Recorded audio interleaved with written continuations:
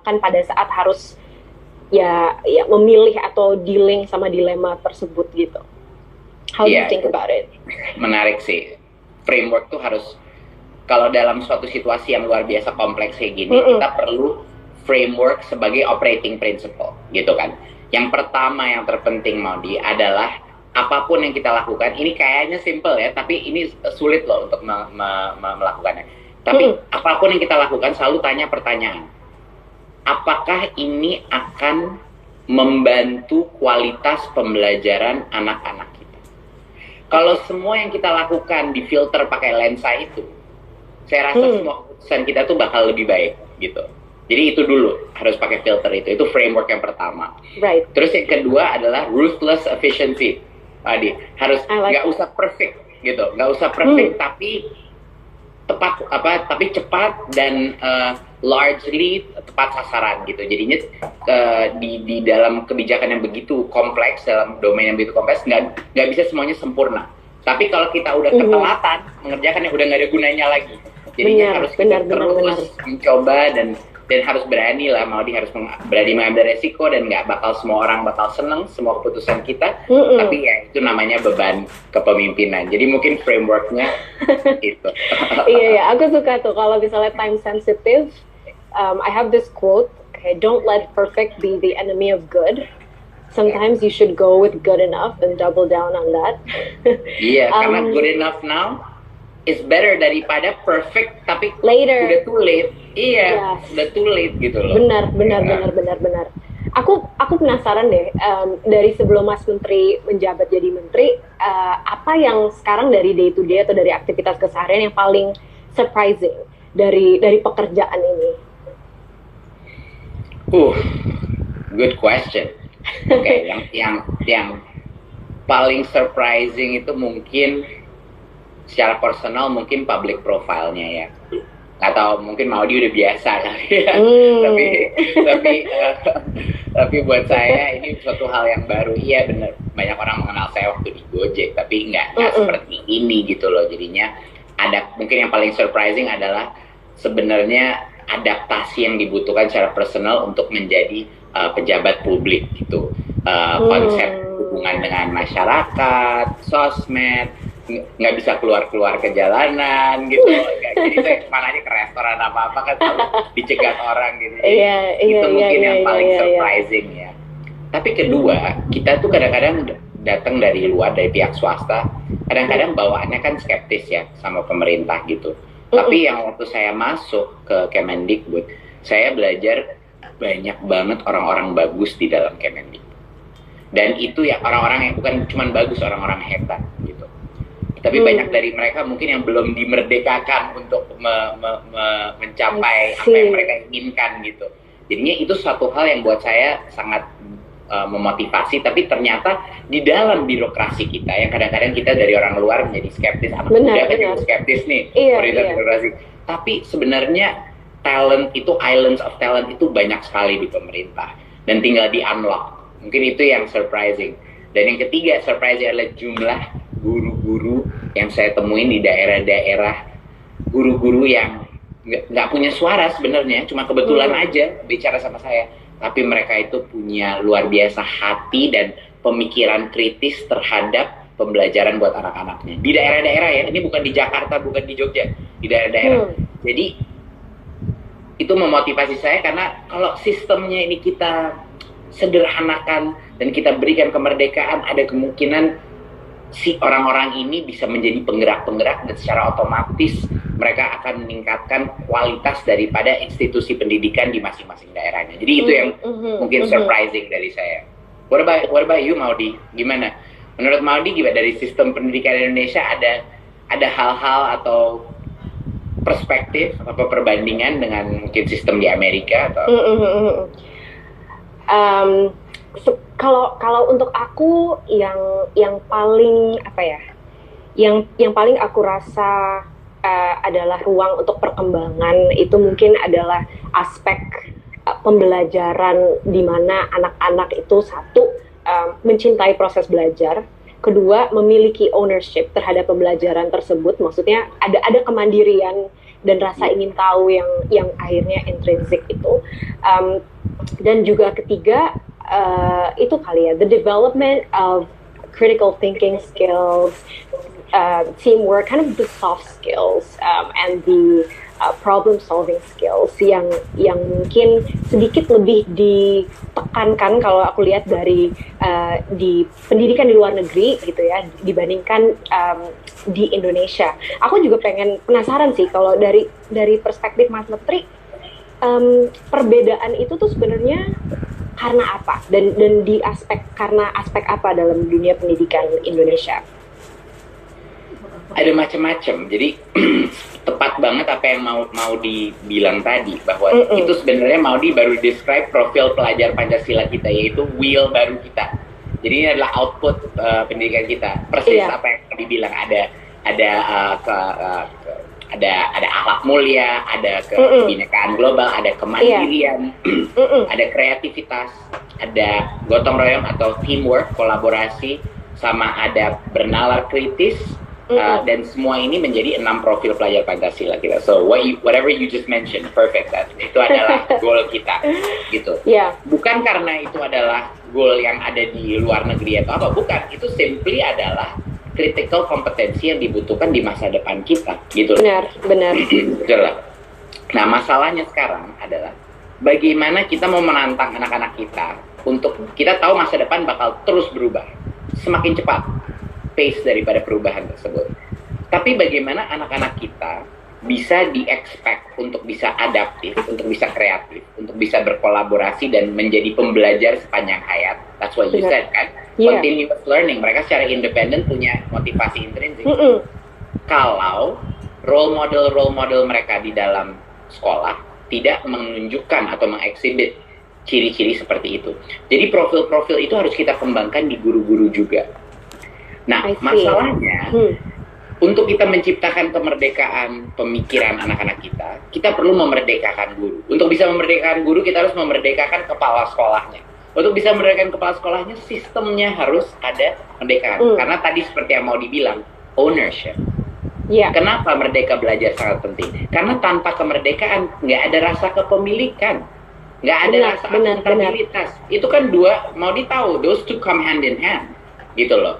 Jadi itu kuncinya, dan kalau mereka sekarang, kalau merdeka kan kebalikannya dijajah ya, walaupun saya gunain kata yang agak ekstrim, tapi maksudnya dijajah sama apa?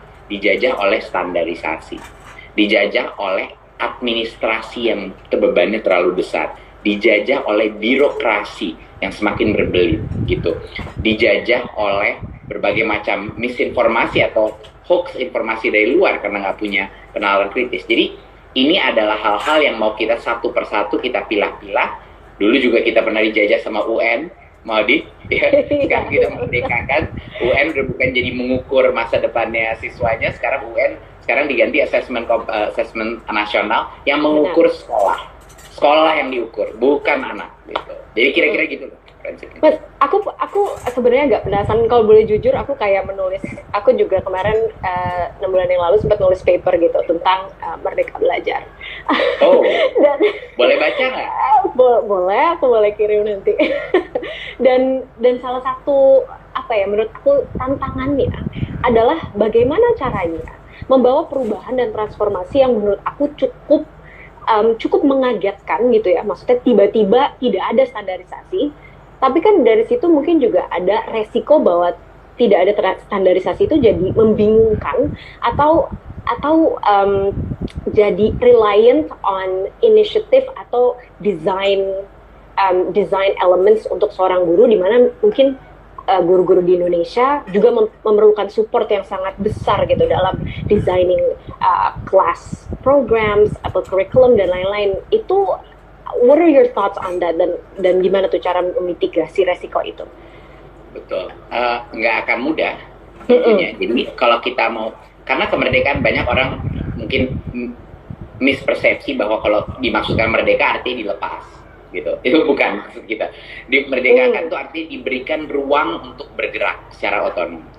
Tetapi harus didukung dengan sumber daya manusia, penganggaran, dan regulasi yang tepat. Jadi harus ada dukungan gitu. Benar. Dan dukungan yang terpenting itu adalah sebenarnya dukungan mentorship atau pelatihan dari guru-guru lain. Makanya kita bikin konsep namanya guru penggerak. Guru penggerak. Nah, guru penggerak ini adalah bukan cuma guru yang baik ya. Guru penggerak ini adalah guru yang bawaannya itu adalah untuk mementor guru-guru lain. Jadinya dia guru yang baik, tapi dia punya kemauan dan karakteristik untuk menjadi mentor kepada guru-guru lain. Jadi dia ada leadership quality-nya, guru penggerak. Nah, guru penggerak ini yang akan menjadi masa depan pemimpin unit-unit pendidikan kita. Harapannya itu mereka yang akan menjadi kepala sekolah masa depan kita, pengawas masa depan kita, instruktur masa depan kita. Jadi dari talent pool ini kita akan menciptakan multiplier yang paling besar. Nah, guru penggerak ini yang akan kita di setiap daerah mendampingi para sekolah-sekolah, mendampingi para kepala sekolah dan guru-gurunya untuk menjadi instructional leader gitu. Jadinya si guru penggerak ini akan kita berikan berbagai macam bekal, training, mentoring, online learning, self learning. Nah, ini yang akan menjadi penggerak atau agent of change kita di masing-masing sekolah. Nah, nantinya ada konsep itu kan namanya guru penggerak. Ada konsep juga namanya sekolah penggerak. Di mana sekolah penggerak adalah sekolah yang pertama duluan, yang kepengen secara voluntary mereka tuh kepengen melakukan inovasi duluan dari yang lain. Ujung-ujungnya kita ingin hampir semua dalam waktu 10 tahun kita ingin semuanya sudah jadi sekolah penggerak gitu ya. Tetapi di masa 4-5 tahun ini kita harus fokus dan pragmatis. Kita fokus dulu sebagian yang signifikan, berapa sekolah yang mau melakukan inquiry based learning, yang mau melakukan project based learning, yang mau melakukan 360 feedback system antara gurunya, yang mau melakukan, jadi ini adalah pola-pola sekolah masa depan kan. Jadi kita apply step by step. Jadi saya orangnya pragmatis. Nggak mungkin kita bakal mentransformasi sistem pendidikan sebesar ini dalam waktu 5 tahun. Yang bisa kita lakukan adalah creating the tipping point. Tuh kayak Malcolm Gladwell tuh konsepnya, yang bahwa kalau kita udah hit kayak berapa persen, itu udah nggak bisa dibalikin lagi. Kalau udah guru penggerak kita udah misalnya 20% daripada kepala sekolah kita, itu susah ngebalikinnya. Kalau udah ada platform teknologi, biar kepala sekolah sama guru-guru dia bisa gunain, itu susah dibalikinnya. Kalau timnya Kemendikbud udah transformasi internal secara masif, itu susah ngebalikinnya gitu. Jadi ada berbagai macam hal. UN diganti sama asesmen nasional, susah ngebalikinnya. Jadinya focusing on irreversible change. Gitu I really like that, irreversible change.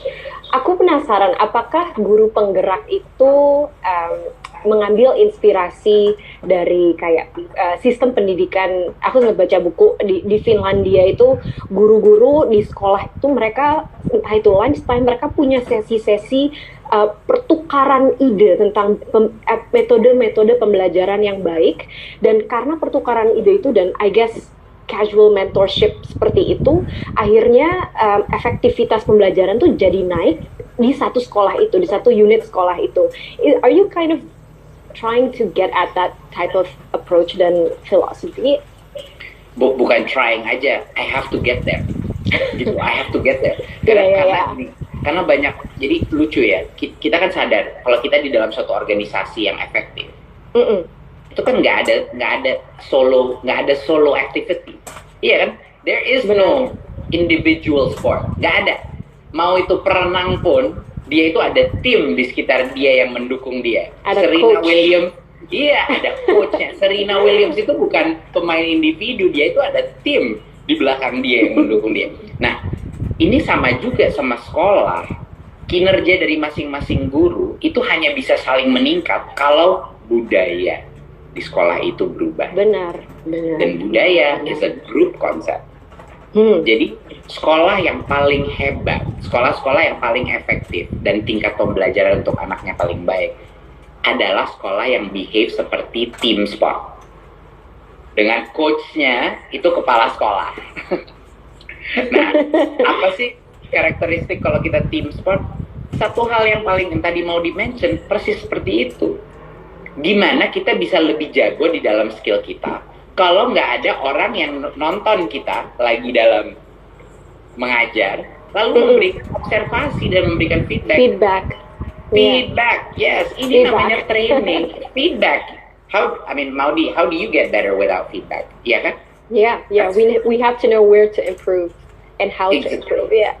And it's very difficult for us to get feedback if someone's not watching us doing our thing, ya kan? Main piano, jadi guru, olahraga, jadi CEO, apapun perannya gitu. Kita butuh dikasih feedback dari orang yang mengobservasi kita, dan satu lagi Maudi, kita juga harus latihan memberikan feedback kepada orang. Iya kan? Kalau kita mulai observasi dan ngasih orang feedback juga, kita juga belajar dari proses itu. Nah, ini adalah paradigma yang harus berubah. Pelatihan guru itu adalah seperti itu. Itu kunci daripada pelatihan guru. Modul-modul, seminar-seminar atau apa-apa itu adalah bahan materi yang mendukung. Tapi core daripada peningkatan kualitas guru adalah 360 mentoring dan feedback. Itu kuncinya. Ya, gitu. Jadi saya senang banget mau dibicara gitu. Tapi kayaknya udah banyak konsep-konsep pendidikan nih belajar di Stanford. Tolong dong ajarin saya apa sih konsep yang paling aha waktu di Stanford itu ngambil bidang pendidikan itu. What was one aha moment yang paling mengagetkan atau kayak itu breakthrough gitu loh konsepnya? Jadi aku baru mulai tahun ini, jadi aku sebenarnya baru quarter pertama ngambil kelas-kelas pendidikan, I would say. Tapi ada satu konsep yang mungkin bisa aku share, dan bukan dari sekolah pendidikannya sebenarnya, it's from the design school. Jadi framework yang digunakan untuk memecahkan masalah-masalah sosial apapun itu, it's this idea of the positive deviant. Bahwa approach-nya itu kita bukan mencari solusi dari luar.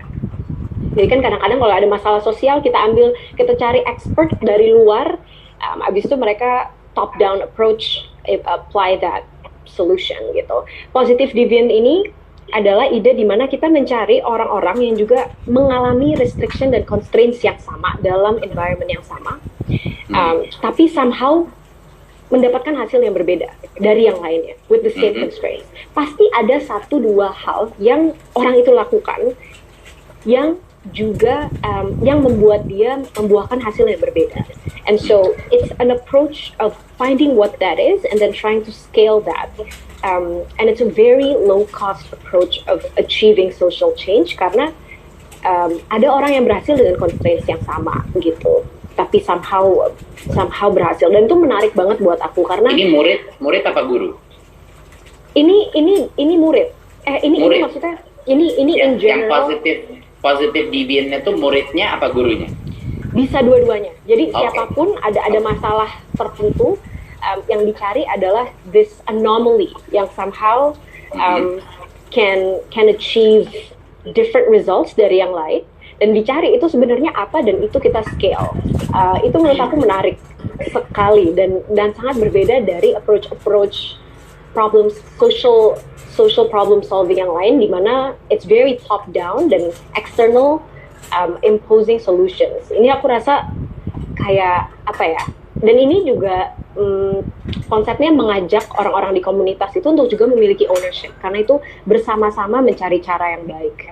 Which is I think kind of something that yang sekarang lagi dilakukan Mas Menteri juga sih. I think you're talking to a lot of teachers and getting them involved in trying to figure out what the best way to teach is. Betul, karena nggak ada opsi ya, Maudi, nggak ada opsi. Iya.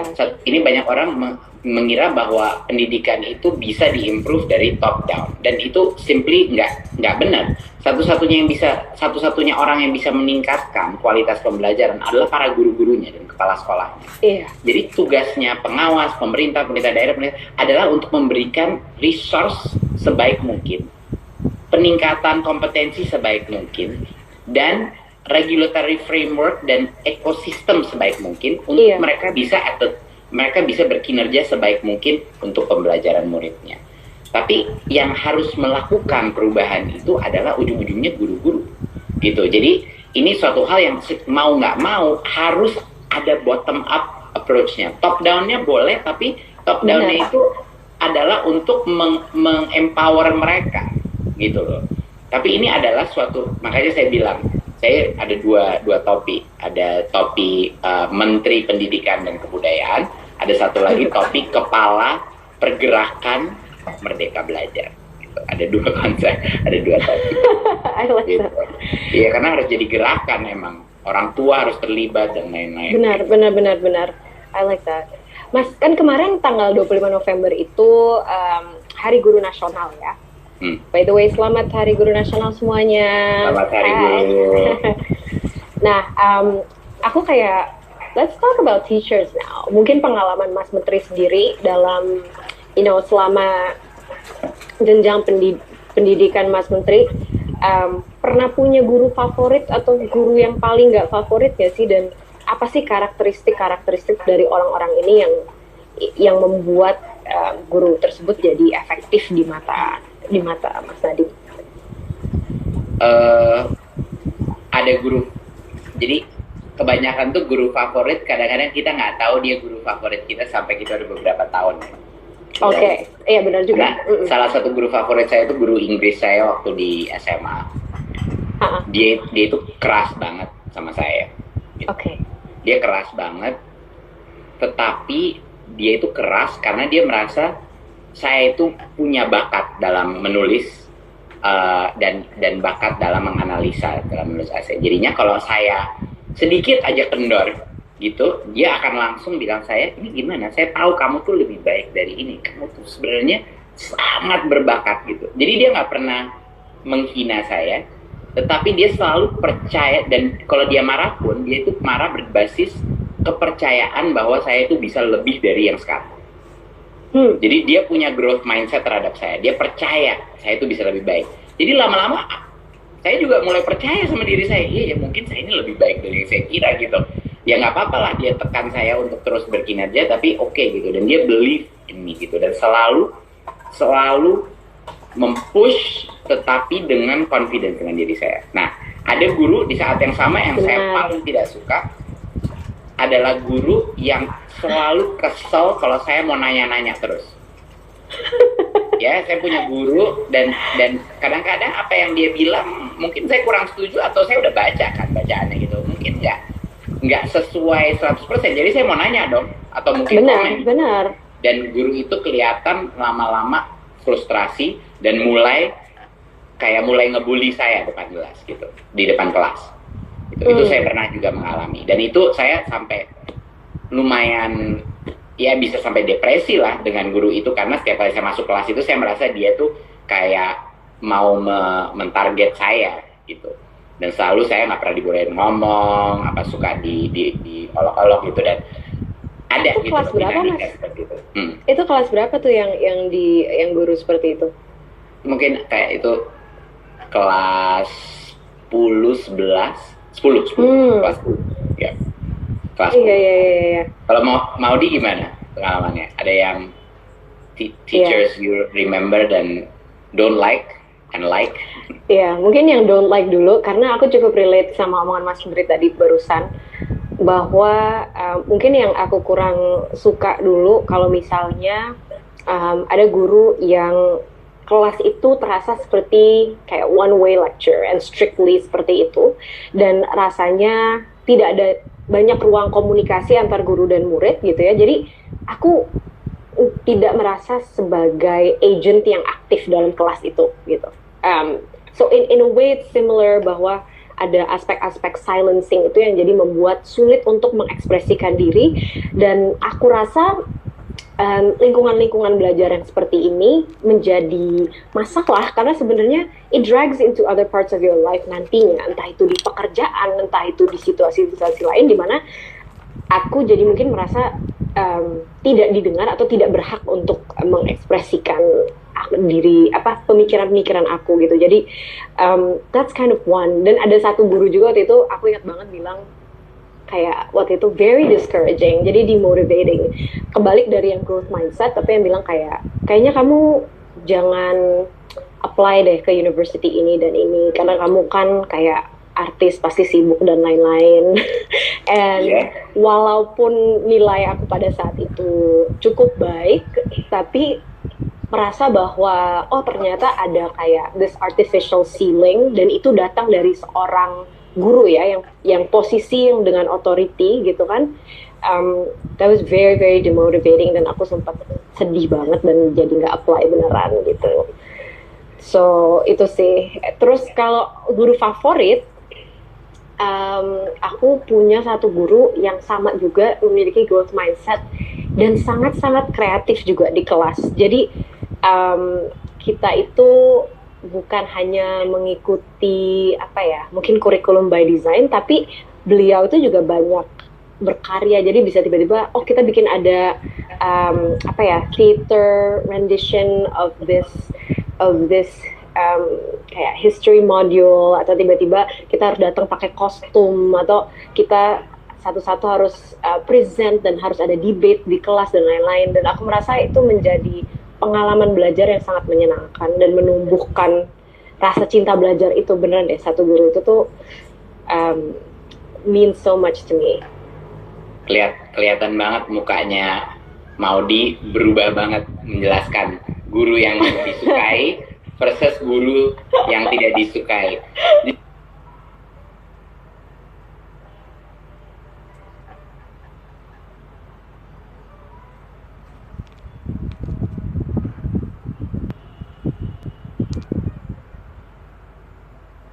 Ini kita, walaupun kita masih ingat ya sekolah kita seperti tak kira loh, bahwa individu-individu ini gitu. Kadang-kadang kita brush it off kan, ya udahlah kita udah sukses di kerjaan kita, udah tahu tempat kita di dunia. Tapi dampaknya orang-orang itu, karena kita pada waktu muda kita berinteraksi sama mereka itu besar banget. Tadi yang mau dibilang tuh kena banget buat saya. Yang pertama adalah guru yang nggak baik. Salah satu hal yang paling berbahaya sebagai guru adalah untuk meyakinkan anak itu bahwa dia tidak bisa melakukan sesuatu. Iya. Untuk meyakinkan anak itu bahwa kamu tuh sebenarnya bisa segini loh. Kamu nih segini aja deh gitu. Pernah tuh waktu saya mau apply ke university, saya juga digituin, dibilang udah ini aja. Iya. Saya nggak mau. Tapi ibu saya yang langsung protes. Ibu saya yang langsung bilang, kamu nggak usah dengerin dia. Kamu nggak usah dengerin. Sama banget. Kita tembak aja yang terbaik gitu. Nggak apa-apa, kalau nggak masuk nggak apa-apa. Tapi kita bakal coba. Masuk gitu. Jadi itu yang growth mindset sama fixed mindset ya. Itu damage luar biasa, damage-nya guru bisa. Sama tadi yang mau dijelasin, guru yang baik. Lihat, kita dengerin itu semua deskripsi yang mau kreatif. Sekolahnya jadi menyenangkan, jadinya nggak predictable kan, nggak pernah bosan gitu. Dan dia menciptakan inovasi-inovasi di dalam lingkungan kelas dia karena dia care. Dia care. Benar. Dia care kalau anak saya bosan apa enggak, dia care. Dia care kalau misalnya bahwa partisipasi daripada Maudy dan kelasnya Maudy itu adalah yang terpenting. Gitu loh. Jangan masalah semuanya mengenai ini harus ada barang ajaran yang harus saya keluarkan dan harus diresap oleh anak-anak. Nanti dulu. Sebelum itu yang lebih penting lagi, anak-anak ini berpartisipasi nggak di dalam kelas ini? Benar-benar engage apa? Benar. Gitu. Tanpa itu yang nggak ada pembelajaran. Duh, sorry, saya juga jadi flashback waktu kecil gitu.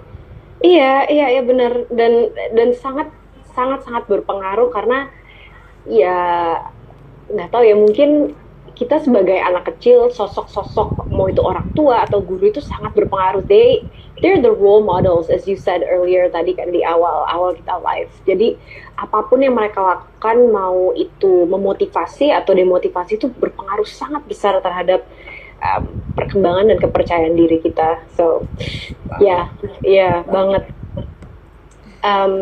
Mas, ini kan lagi pandemi seperti ini ya, jadi to be honest, I'm always really curious bahwa I have a lot of respect buat program yang Kemendikbud sudah bangun dan Mas Menteri sudah bangun juga, Merdeka Belajar ini. Tapi terus ada pandemi, terus ada pembelajaran jarak jauh dan lain-lain. Dan sekarang isunya mungkin ini anak-anak tuh bisa belajar dengan efektif nggak ya di rumah gitu? Apakah ada loss of learning yang terjadi, dan bagaimana itu cara address masalah tersebut? Jawabannya pasti, Maudy. Pasti ada loss of learning. Dan itu bukan cuma di Indonesia, dimanapun, Amerika, Eropa, Australia, loss of learning itu udah bakal universal ya karena pandemi ini. Jadinya yang kita harus lakukan selama PJJ, kalau memang harus dilakukan PJJ, itu ya harus kita mitigasi semua resikonya.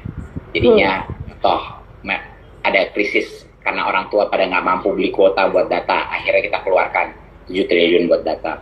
Guru-guru banyak di guru-guru yang mengalami krisis ekonomi, jadi mereka nggak bisa konsen mengajar dan stres, keluarin tunjangan profesi 1,5 T. Para guru honorer lagi kepukul lebih parah lagi, padahal mereka banyak sekali dari mereka yang benar-benar kerja buat anak-anaknya, mengunjungi anak-anaknya gitu, dan mereka ada yang digaji 100.000, 300.000, akhirnya kita keluarkan bantuan subsidi upah untuk 2 juta ini guru non PNS gitu honorer, dan diberikan uang masing-masing 1,8 juta.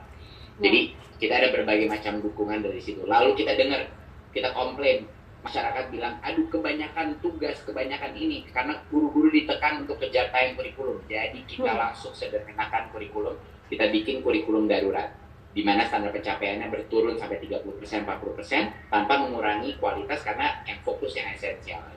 Benar. Terus katanya nggak punya internet, bagi yang nggak punya internet atau nggak punya gawai gimana? Oke, kita putar balik, kita langsung banting setir, inovasi gimana nih? TPRI, belajar dari rumah. Ayo kita buat, kita coba lihat apa yang kita bisa lakukan. Langsung kita setelah itu kita menyadari, oke, masih banyak sekali yang butuh modul-modul offline. Ayo buat PAUD sama SD yang paling sulit melakukan PJJ, kita buat modul-modul darurat yang bisa dilaksanakan oleh guru atau orang tua. Ya, di situasi seperti ini gitu. Lalu kita ada kerjasama dengan berbagai macam platform teknologi, ada training untuk guru di masa ini. Jadi kita tuh crisis mode, Maudi. Kita crisis. Jadi harus adaptif sekali ya. Benar. Pokoknya kita nggak usah sempurna, asal ini masyarakat lagi luar biasa butuhnya kita loh. Kita butuh hadir. Jadi keluar.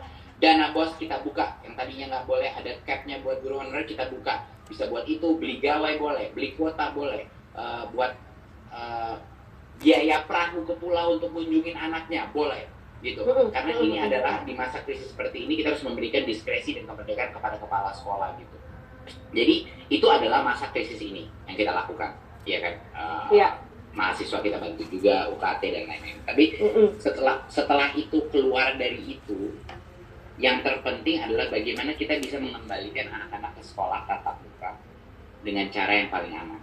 Makanya baru aja beberapa hari yang lalu kita umumkan bahwa mulai Januari, karena loss of learning resikonya ini terlalu besar, psikososial anak-anak kita yang sangat sulit melakukan PJJ, itu dampak psikososialnya itu luar biasa besar. Pasti. Dan bisa permanen.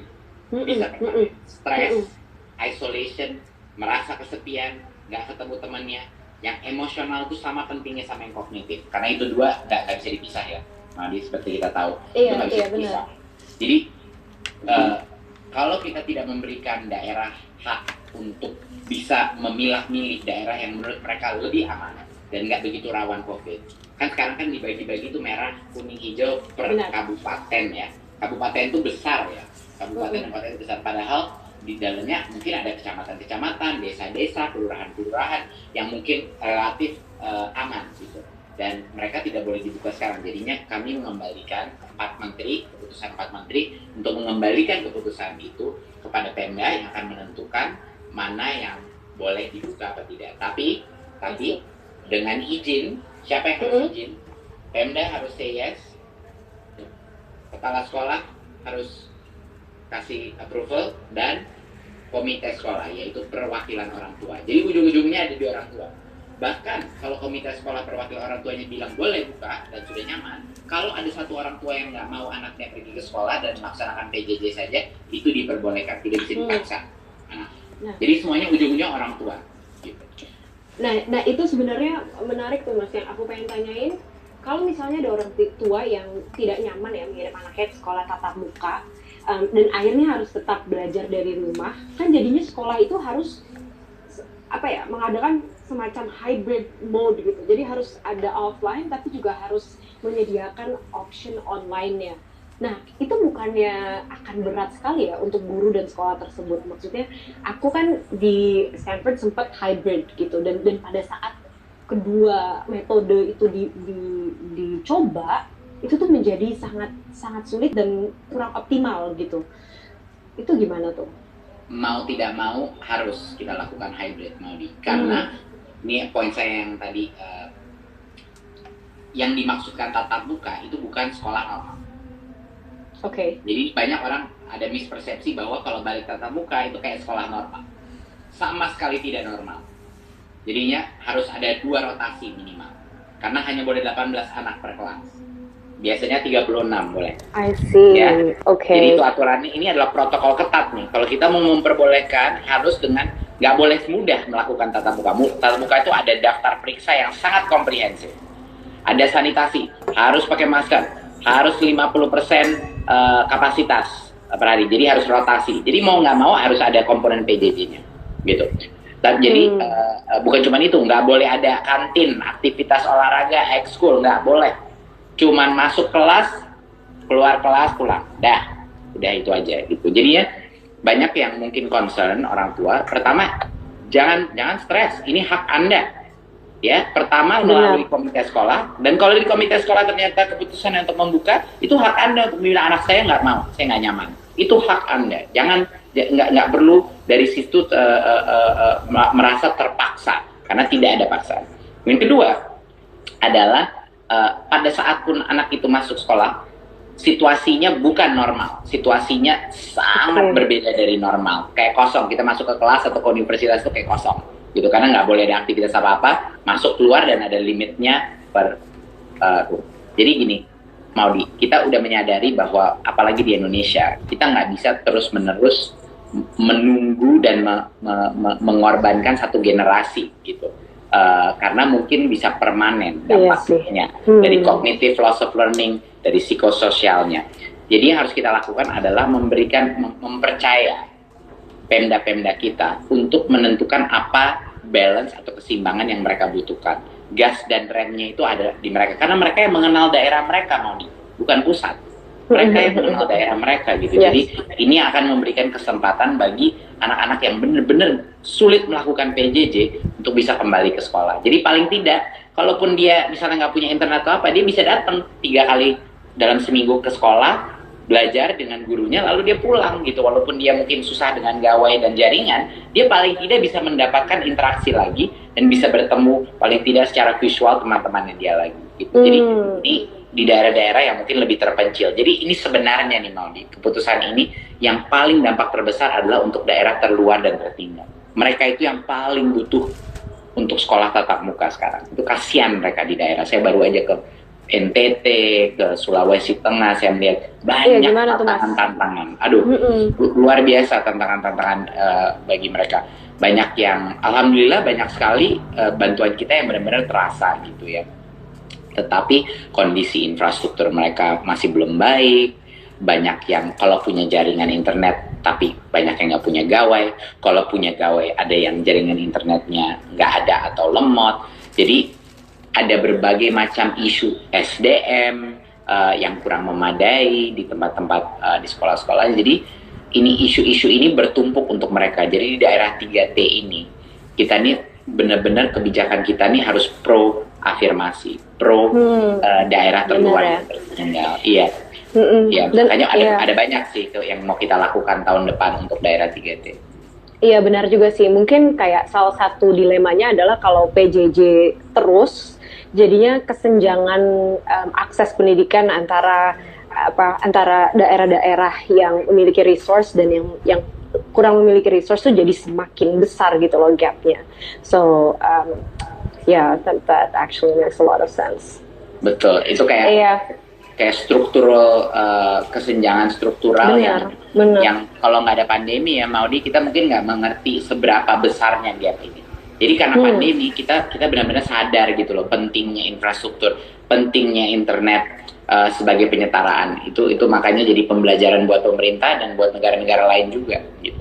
Tapi tahun depan banyak sekali rencananya. Tahun depan dana BOS kalkulasinya akan kita ubah untuk pro daerah 3T dan sekolah-sekolah kecil di situ. Jadinya akan afirmatif, dan mereka di yang sekolah-sekolahnya jumlah muridnya kecil dan daerah terluar itu per anaknya unitnya akan kita tingkatkan. Jadi itu sekitar 3 triliun kita naikin untuk mereka. Digitalisasi sekolah, kita bakal akselerasi memberikan laptop, proyektor, dan wifi router kepada sekolah-sekolah agar guru-gurunya dan anak-anaknya punya akses kepada dunia internet, ya tentunya. Bagian kita bukan jaringan, Maudi, tapi kita penggunaannya. Tapi kita akan dukung penjaringan di kementerian lain, akan kita terus koordinasi dengan mereka gitu.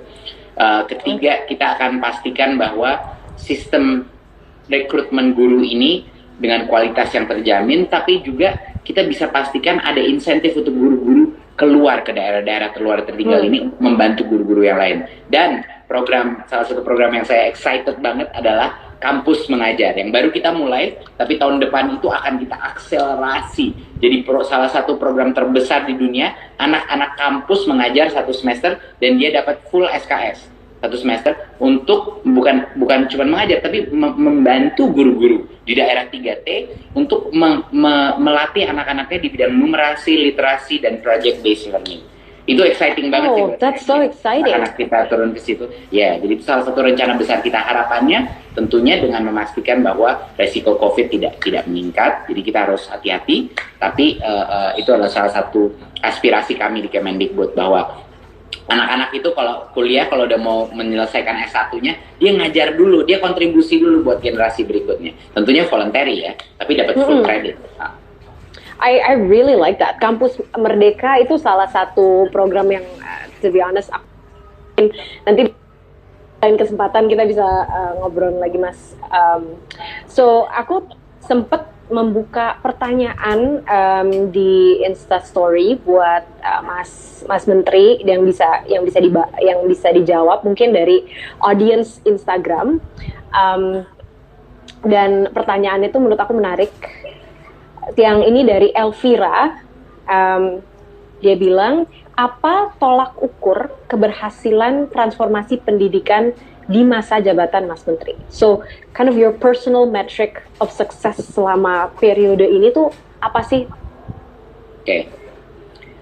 Kalau angka PISA sebenarnya idealnya saya ingin melihat angka hasilnya tuh angka PISA kita harus naik.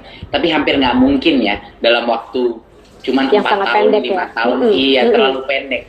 Jadi sebenarnya saya ingin lihat angka PISA kita mungkin 6-7 tahun dari sekarang. Nah, itu jadi walaupun saya mungkin udah nggak di sini ya.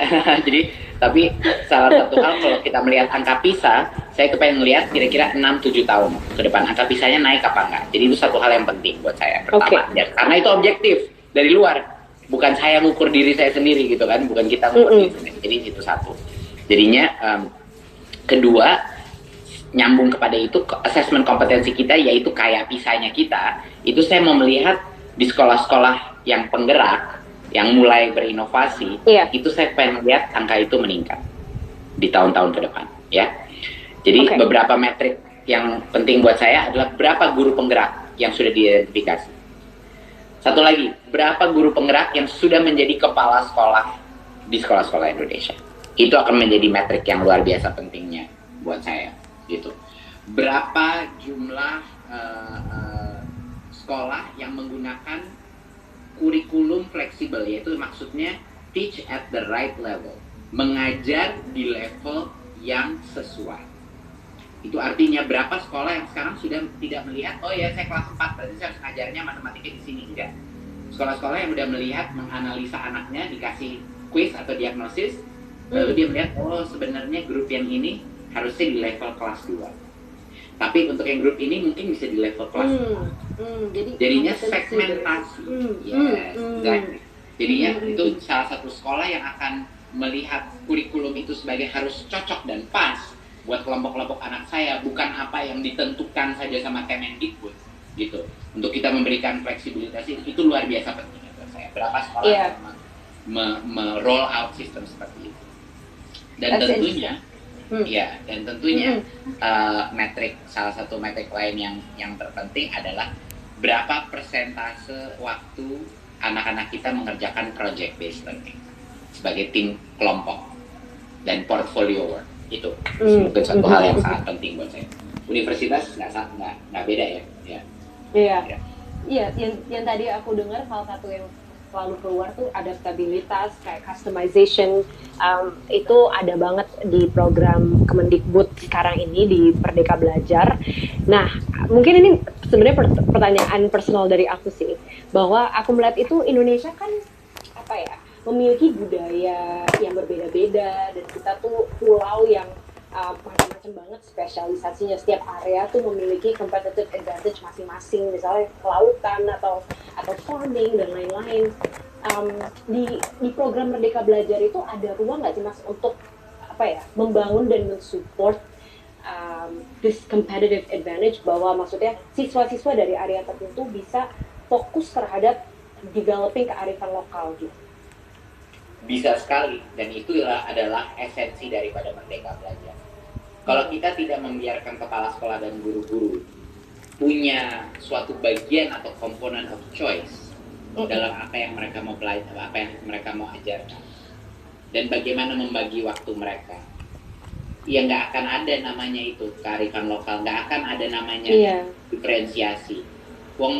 Simbol daripada negara kita, salah satu ideologi atau moto dari negara atau Pancasila adalah Bhinneka Tunggal Ika. Bhinneka Tunggal Ika ini sudah dikokohkan di dalam ideologi negara kita. Tapi kok bawaan kita adalah untuk keseragaman. Keseragaman itu standarisasi. Betul. Kita harusnya mencintai keberagaman. Makanya salah satu profil pelajar Pancasila kita adalah kebinekaan global, kebinekaan nasional. Dan itu artinya adalah untuk mencapai pembelajaran kualitas yang baik, semua orang harus belajar di pace-nya dan levelnya masing-masing. Dan semua orang harus diberikan kemampuan untuk menentukan spesialisasinya mereka apa.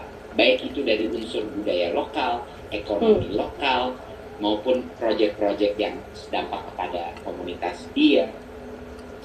Jadi ini lucu, kita kayak selalu seolah-olah pendidikan itu adalah satu sektor yang kita nggak boleh mengambil resiko.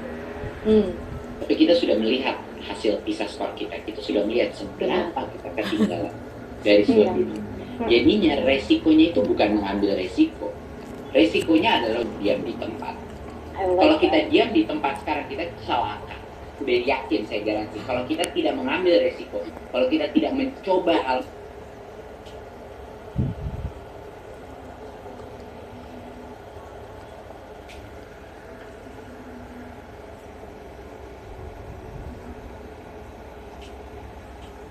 ini 4.0, teknologi 4.0 ini ada masa depan, kita adaptasi, kita perlu anak-anak yang adaptable, kreatif, inovatif, nah gitu. Tapi giliran kita mau coba hal-hal baru, jangan pertaruhkan sistem pendidikan kita.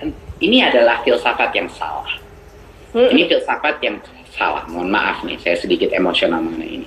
Bagaimana kita bisa mengharap anak-anak kita inovatif dan kreatif kalau sekolah-sekolah kita tidak inovatif dan kreatif dan diperbolehkan mengambil resiko? Jelaskan ke saya itu. How?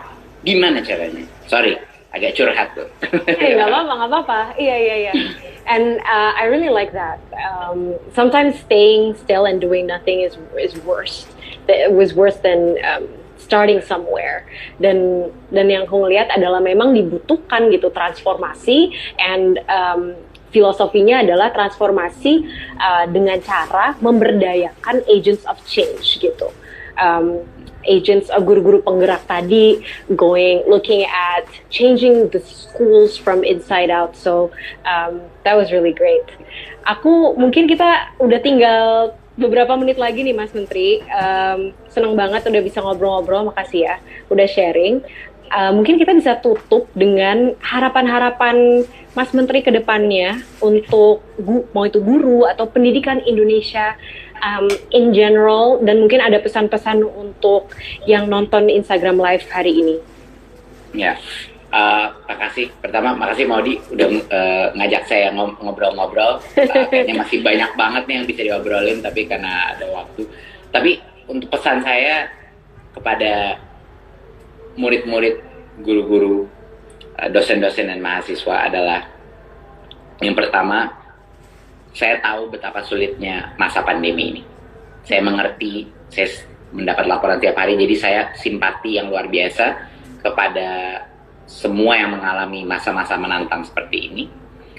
Dan harap mereka mengerti, harap Anda semua mengerti bahwa kita siang pagi, siang malam melakukan apapun di dalam kemampuan kita yang bisa kita lakukan untuk mengurangi penderitaan, tantangan, atau kesulitan yang dihadapi di masyarakat saat ini. Jadi harap itu sadar bahwa di Kemendikbud agenda kita itu hanya satu, apa yang terbaik untuk para tenaga pendidikan kita dan para peserta didik kita. Ya, itu hanya satu. Jadi semoga terasa loh bahwa pemerintah itu hadir. Kita walaupun nggak semuanya sempurna, tapi saya harap itu benar-benar terasa di guru-guru kita, di murid-murid kita, bahwa kita ini melakukan semua yang bisa kita lakukan di dalam suatu krisis yang nggak ada peta jalannya, gitu. Ya, jadi harap itu bisa dirasakan sama masyarakat. Dan yang kedua, di luar daripada itu, kesabaran Anda semua akan pasti dihargai, karena kita akan pasti ada hadiahnya gitu. Dan hadiahnya itu adalah kalau kita keluar dari krisis ini, kita akan menjadi salah satu generasi yang terkuat di Indonesia. Dan akan sangat sedikit senario di mana kita akan merasa takut karena kita telah melalui sesuatu yang luar biasa sulitnya. Jadinya harapan saya ke depannya, kita lebih berani lagi, lebih berani mengambil resiko, lebih berani melakukan perubahan, lebih berani melakukan lompatan. Kita nggak bisa jalan-jalan, lari pun nggak bisa. Kayak Pak Presiden bilang saya, kita nggak bisa lari, kita nggak bisa jalan, kita harus lompat ke depan. Dengan apapun konsekuensinya, kita harus melakukan ini bersama dengan gotong royong, dengan spirit Pancasila. Terima kasih. Wassalamualaikum warahmatullahi wabarakatuh. Terima kasih. Naudi. Terima kasih. Thank you. Thank you. Oke, pergi dulu ya. Oke, bye. Terima kasih, Madi. Terima kasih, Mas Menteri. Sampai ketemu lagi. Oke, hai teman-teman. Wow, aku sih sangat-sangat terinspirasi tadi ngobrol sama Mas Menteri. Banyak sekali poin-poin yang menurut aku menarik banget. Mungkin aku bisa rangkum sebentar sekarang. Kalau dari perspektif aku, salah satu yang tadi nempel banget adalah pertama, kita itu sedang dalam mode krisis kalau tadi kata Mas Menteri. Jadi sekarang dengan ada pandemi seperti ini, yang harus dilakukan oleh pemerintah dan Kemendikbud dan Mas Menteri tentunya adalah adaptabilitas, bahwa ada banyaknya kebijakan-kebijakan yang harus bergerak cepat, mengubah kurikulum, mengubah format, dan memberikan support kepada guru-guru dan sekolah. Dan aku rasa itu adalah hal yang tepat gitu. Dan yang kedua, yang tadi aku juga dapatkan dari obrolan ini adalah transformasi itu adalah hasil dari gotong royong gitu. Jadi bukan hanya dari pemerintah saja, bukan hanya dari sisi unit-unit pendidikan yaitu murid-muridnya, tapi juga dari setiap layer pendidikan, mau itu guru, mau itu kepala sekolah dan lain-lain. Dan guru-guru penggerak itu adalah agents of change atau agen transformasi yang nantinya pelan-pelan akan membuat ripple effect dan menjadi multiplier. Tadi aku suka banget kata-kata multiplier itu. Dan yang terakhir, buat teman-teman, aku rasa pandemi ini memang sangat sulit tentunya. Aku pun memiliki tantangan-tantangan sendiri di dunia pendidikan, di proses pendidikan aku. Jadi kita harus semangat terus, buat adik-adik juga semangat, dan buat orang-orang tua, tenang saja, at the end of the day, kebijakan-kebijakan ini tuh hanya menambahkan kemerdekaan kok sebenarnya. Tidak ada paksaan juga untuk tatap muka, dan tidak ada paksaan untuk apa ya, resiko tersebut kalau misalnya tidak nyaman. Itu salah satu pesan yang juga cukup penting tadi. Jadi terima kasih teman-teman yang sudah join live. Itu perbincangan aku dan Mas Menteri Nadiem Makarim sangat-sangat produktif dan sangat-sangat inspiratif untuk aku yang juga sangat passionate tentang hal ini. Dan thank you semuanya. Sampai ketemu lagi. Semoga nanti aku ada kesempatan live lagi. Dan ya, I hope semuanya sehat-sehat saja. Aku pergi dulu ya. Assalamualaikum warahmatullahi wabarakatuh. Bye.